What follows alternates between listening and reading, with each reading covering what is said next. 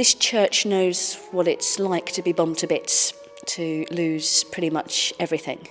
So during the Sheffield Blitz, the chapel took a direct hit.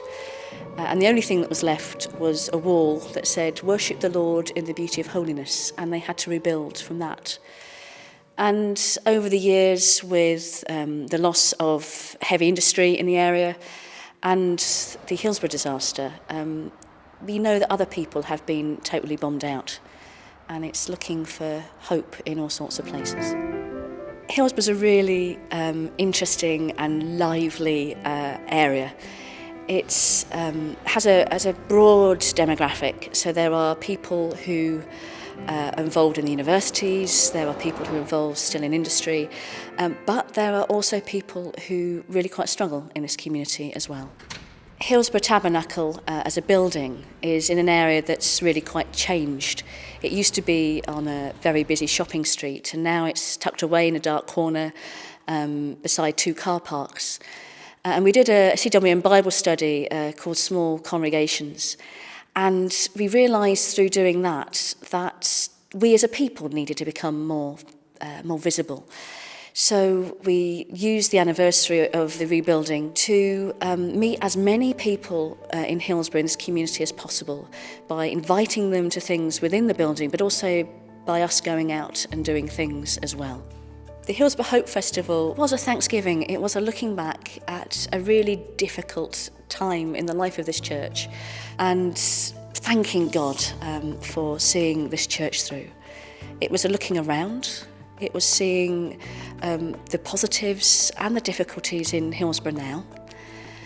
And then it was a looking forwards. Where can this small congregation be a beacon of light, show some hope, do some rebuilding of its own now? For example, I was sitting on the tram going into Sheffield city centre with somebody I knew from our children's activities.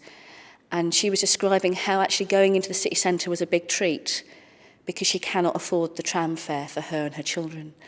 And that brought me up short. That made me think about what does hope look like for her.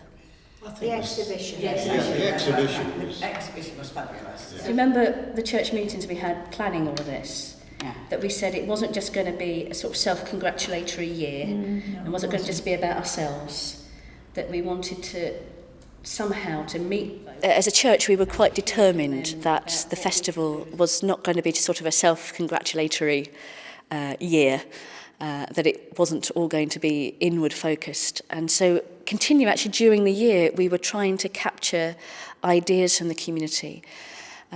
So we did that in a variety of ways, whether it was written prayers or whether it was artwork, all sorts of things. And then when it came to the end of the year, we had a really amazing church meeting where we sat down and we thought hard about what those things were trying to tell us. So Paul, you were very involved in the Hillsborough Festival.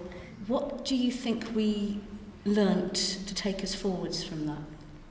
I think the most important thing we learned was that the community was crying out to be helped in so many different ways, and I think this gave us the initiative to try and do a little bit more ourselves rather than sit and wait for something to happen. Yeah. We are trying to provide hope in practical ways.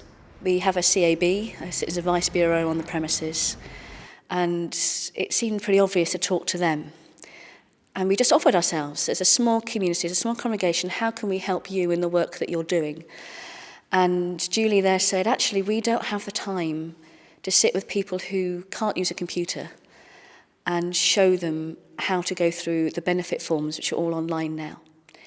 So out of that grew the idea of the companion cafe, that it would be, pretty much like a traditional church coffee morning, but with computers there, with us as trained people who could just help folk fill out those forms, either for themselves or if they have problems with typing or English as a language, that we would scribe for them. The Companion Cafe is going to hopefully be a bright, cheery space. It's going to be quite low-level help, but done in a way that's non-threatening and open and supportive, literally sitting alongside people when they're feeling quite vulnerable, when they're feeling a bit bombed out, and helping them to find a way through.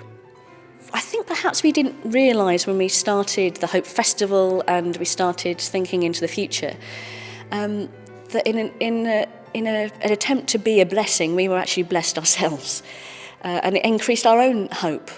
We didn't realise that in our own relationships how many people we knew in this community. And it's given us a sense of ourselves. I think the church has always here had a strong sense of what it's about, but that's grown. And it's given us some very definite, I think, footsteps into the future which give a church a sense of purpose.